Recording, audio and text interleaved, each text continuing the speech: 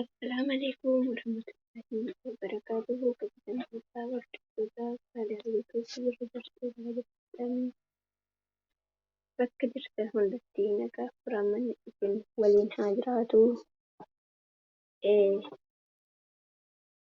Obboleeyyan keenya yeroo walirraa fagaannee jirra.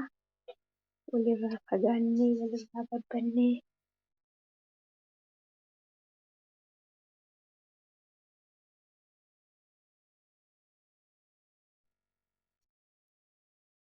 sababa adda addaatiin wal qabatee walirraa banne jedha. Egaa mata dureen kiyya akkas jedha. Waa hedduu fi bakka hin kennine kaayyoo kee hin dagatinii jedha. Innaa kana jechuun kuugaa wayii fi nuti obboleeyyan keenya warreen biyya namaa jirru kun hunda keenya namni nuuf laafu hin jiru yoo rabbiin tokkicha ta'e malee.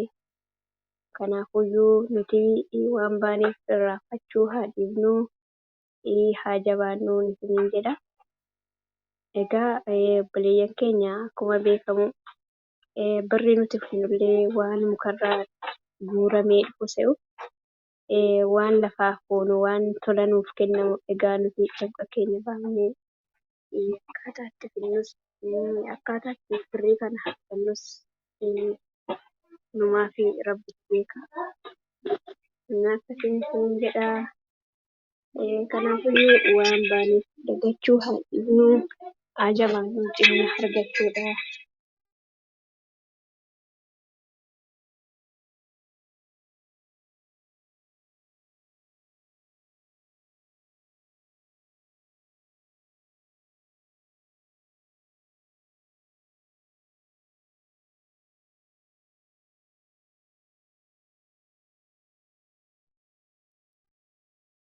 Kaayyoo baanee fi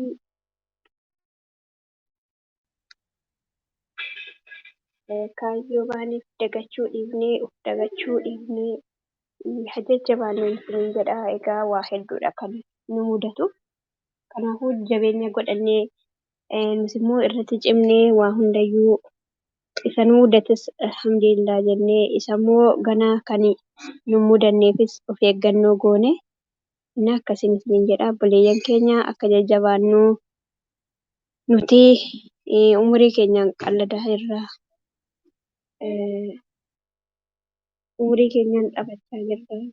Namni garuu kan hundayyuu nuuf hin laalu birriidha malee. Namni gaa yeroo ammaa marartee namaa dhiisee marartee birrii malee.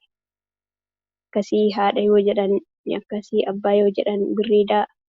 Obboleessa yoo jedhan birriidha. Egaa birriin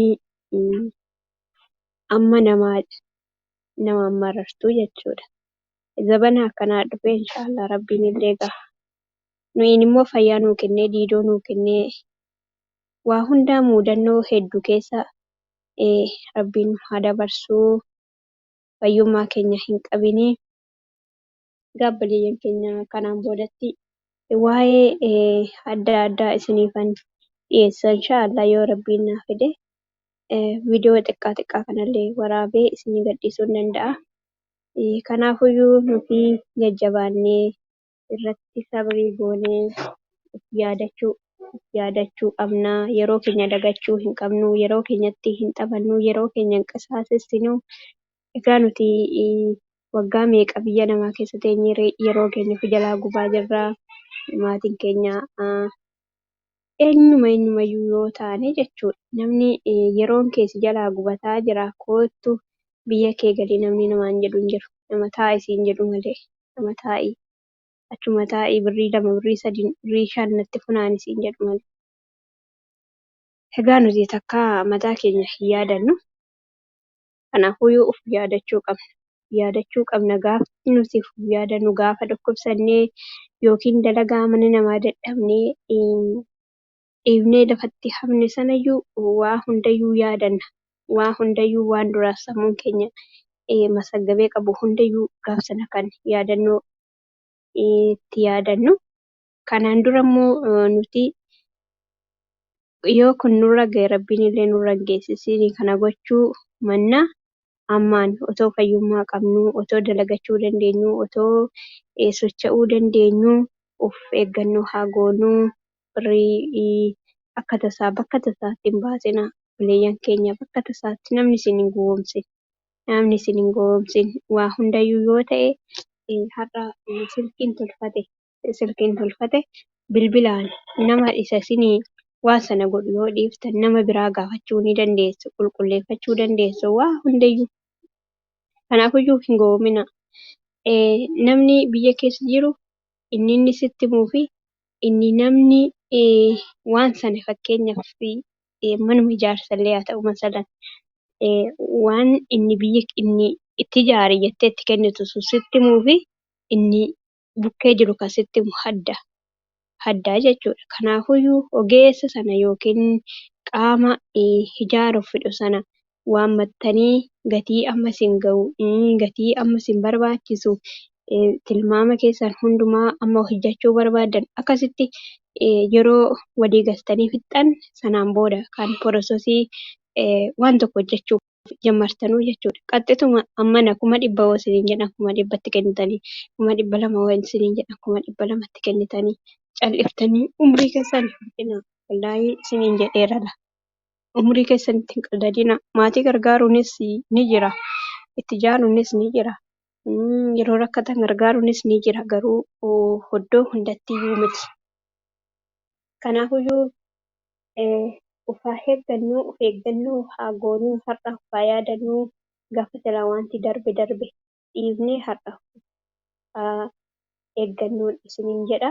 Kanaafiyyuu jabaannee miti immoo seenaa hundayyuu keessa dabarsinee ofii keenya boruun keenya inni maaltu nu eeggata dhukkubsachuu jira inni hojii dadhabuu jira hojii dhabuu jira jettanii sammuu keessanitti yaaduu qabdu. Dhimmi jettanii akkuma har'aa silkiidhaan taa'anii birrii hammana siin jedhan sana gaafa itti dhukkubsatte wallahi guruuppii sii hidhamaa barte guruuppii sii hidhameetti galchu malee birrii sun hin argamtu birriin biyya galte sun hin argamtu waa siif fayyaddu gin waan harka keessan jirtutu isin fayyada.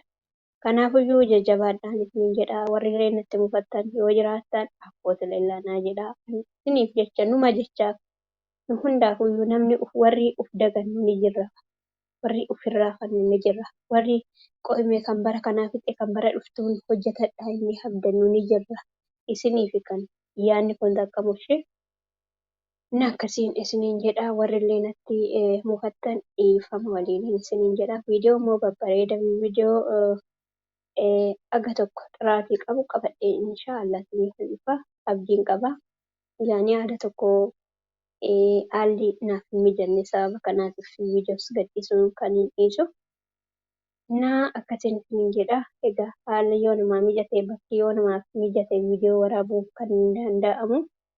Kan akkasiitti sababa adda addaatiif dadhabee yeroo halkaniillee akkasuma naaf hin mijatu yeroo guyyaallee naaf hin mijatu na kanaafi kan isinirraa badeen isiniin jedhaa dhiifama waliinii kana laayik sheer gochuu hin dagatinaa na jajjabeessaa isiniin jedhaa kanarraa gaawaa hedduu kan hubattan isiniif irraa abdadha waa hedduu irraa barattu jedhee yaada. Waa hedduu irraa yaadattu waan dagattaniitiin irraa yaadatu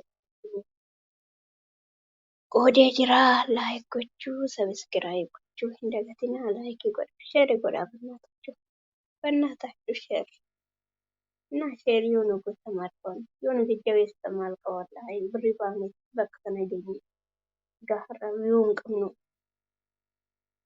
guyyaa tokko namni nu du'achuu danda'a viidiyoo bareeda waraabnee waan isin barbaadan isinii gadhiisee namni nu ilaaluu danda'a. Inni akkasiin isiniin jedhaa laayik sheer koomentii gochuu hin dhiisinaa laayik ummatu ba'a. Laayikiin nama bira akka nu gargaarti. Kanaafiyyuu filee isiniin jedhaa yamadaan qibnu innaa kanatti nutti himuu barbaade sanatti akkora qaba. Kanaafiyyuu dhagaa naaf ta'a. باي باي.